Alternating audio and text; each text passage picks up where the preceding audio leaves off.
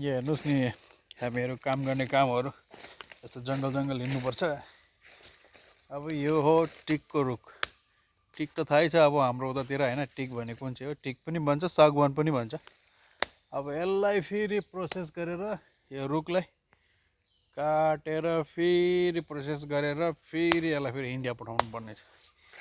India यो सबै card India जान्छ। यहाँ हेर्नुहोस् नि, यसरी अब जङ्गल घुम्नुपर्छ।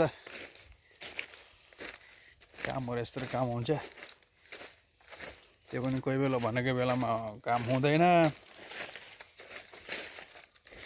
त्यसरी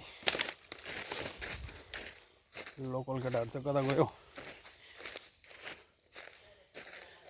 यसरी यो चाहिँ अब टिक भनेपछि चाहिँ हाम्रो उतातिर चाहिँ अब सबैलाई थाहै छ टिक काठ चाहिँ कहाँ युज हुन्छ भनेर। टिक र सागवान